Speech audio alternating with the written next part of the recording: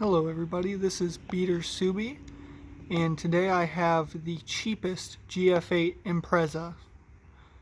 And now, it doesn't take a genius to realize why it is the cheapest. The first thing you might notice is the infamous quarter panel rust that Subarus in the north are so famous for.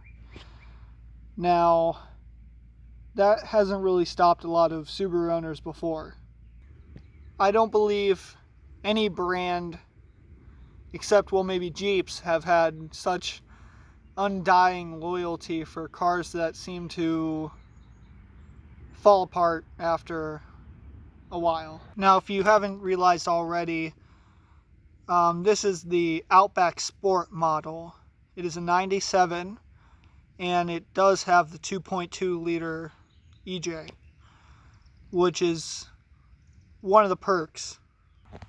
Now, one of the even bigger perks is that this is a manual, which where I'm from, manual Subarus, they hold a higher price because of enthusiasts and just people that enjoy driving manual Subarus.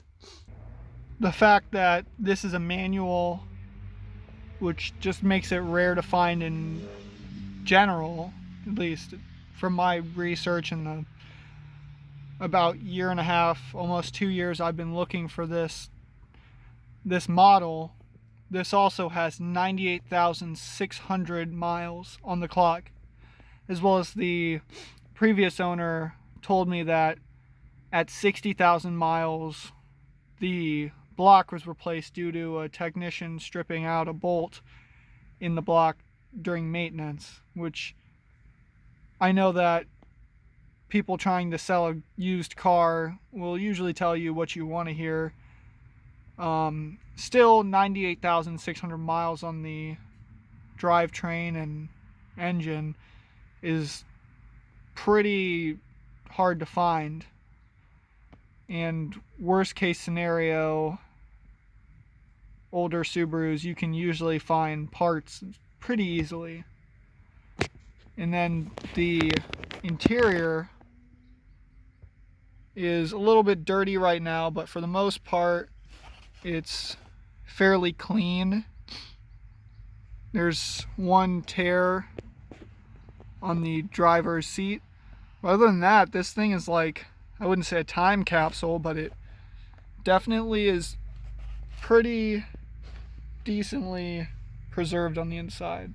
Just have that headrest off for the video, but for the most part it's just got the keys in there. You know, cars aren't made like this anymore. You know, it's got the original head unit, cigarette lighter. It's funny because cars don't come with that anymore for obvious reasons. A little ashtray. One of the previous owners was a smoker, but this doesn't really smell a lot like smoke. This is in good shape, but I don't really expect this to hold very long. I've read on forums that they generally don't last a lot. It does run. The engine does sound good. I have it on jack stands right now and don't really want to start it. It also came with the original owner's manual, as well as an extra light, and I think that's the cover for the clutch. Like I said, it's not pristine. You can see from the body that it's had its fair share of wear, but 98,000 miles, has cruise control, AC, not sure if it needs charged or not, power windows, does not have power locks, but manual locks around. It's just a very interesting car to mess around, look around in. Now, one of the downfalls of this car is that when I got it, this back, the tire spare area was filled with water, and you can see that there are rust around both of the drainage holes, which I kind of have a plan to repair that, but Another one of the good things about this car is that all the cargo mounting points are metal, which I know that newer Subarus, they're plastic and they don't hold up as well. Another plus is that it came with the spare, which I have off to the side, but it has the original jack, the original toolkit, which the jack looks like it's never been taken out of its hold here. It moves the car when I try and move it, but this back cargo area is kind of beat up right now, but it can all be cleaned up. I mean, the price I paid for this being the cheapest GF8 wagon, well, all the GF8s are wagons, but it made it worth it. Now, in the beginning, you might have seen the obvious reason why this is the cheapest GF8. It is because the two of the front lower control arms were rusted through, making this undriveable. And you can notice that the knuckle, the sway bar is disconnected, and pretty much everything is gone, especially even the CV axles, because those mostly all need replaced. You can see that the other side has the same exact treatment. Most of the steering parts and front suspension, besides the struts, which I haven't been able to drive it yet due to the problem with the lower control arms, but those will eventually be replaced anyway, so I'm not too concerned. This is my favorite part of this generation of Subarus is the mean eyes. I love the bumper, and especially with the Outback Sport and 2.5 RS. I love the sport hood with the fake vents and the fake hood, which could be actually used if this was a turbocharged engine, which it is not. It's still really cool. I love how it looks. Now here's the engine bay. It looks pretty beat up, but I'm pretty sure at this point you're wondering how this is the how much I paid for the cheapest GF8. And for this whole car, I paid $620 American.